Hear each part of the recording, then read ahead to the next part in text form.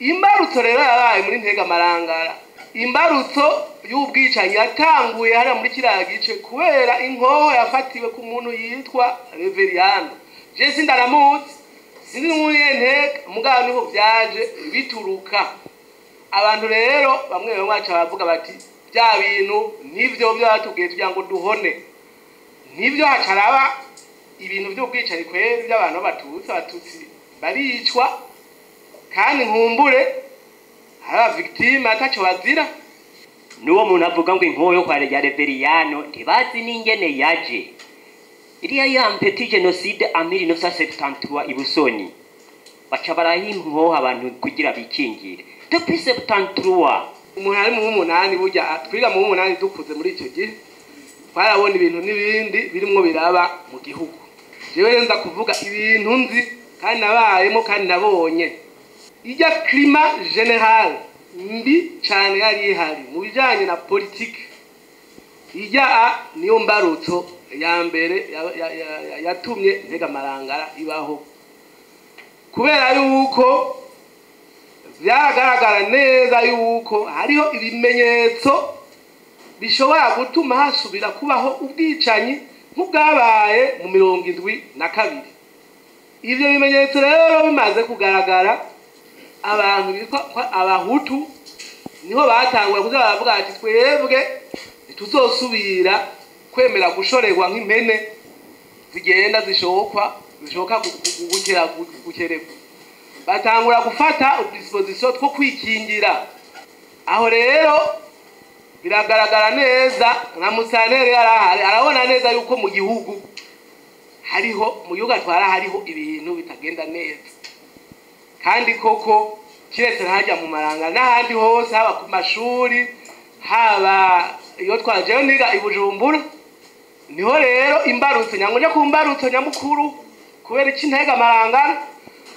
Muri Ntega Marangara twari tumeze nk'abandi bose, twari tubanye n'abatutsi, abahutu babanye n'abatutsi, nta ngorane vemaye hari nyamukuru kiretse yuko iyo climat mbi, iyo bintu bitameze neza muri politique yo mu Burundi hama hariho kwikekana kw'abahutu n'abatutsi.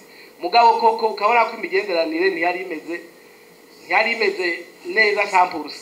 Kandi rero ingorane twari dufise twebwe mu Marangara, hariho abantu benshi b'abatutsi b'abanyarwanda mbere bafise n'uburyo usanga busumba ubw'abandi, ugasanga rero baraja imbere abandi gusumba abandi.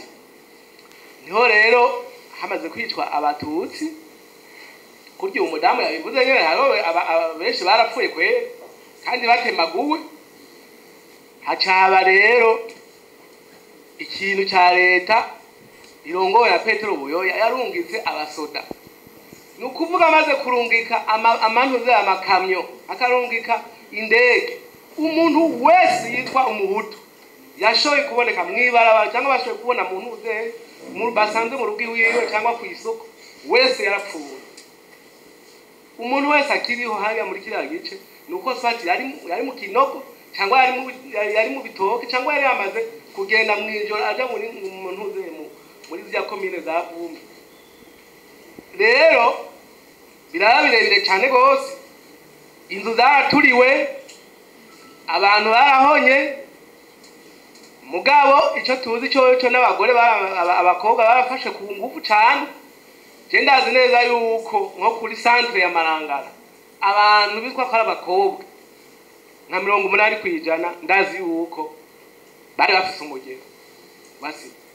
Abantu rero barapfuye benshi, ibinogo turabizi ni byinshi cyane, naho biri turahazi, nabirimwo wogenda kubaza neza umubwira ati ujya bamuzise hajya. Jewe ubwanje nararangiye n'umuganga yitwa Ntoni azi katacu yagiriza buke mu gitondo aja ku kazi, mugabo bamwiciye hajya kwibarabara.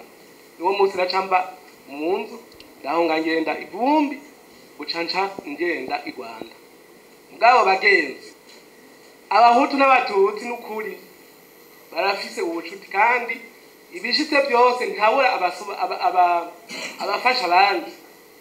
Kuko jewe ubwanje narahungiye mu Rwanda amezi 2 nagaruka mu kwicenda baza kuntora muhira baranja kwikomere kuya banyice mugabo witwa Mbonerema Emmanuel niwe yababwiye ati kirazira kikaziririza perezida yatanze ihumure nta busubira kwicwa rero ukuri kurahari kandi baza yuko mumaze gukumva kuko nibimaze kuvugirwa hano ndibaza yuko uwo ukuri wo kuri muri ibi nyene barimo baravuga murakoze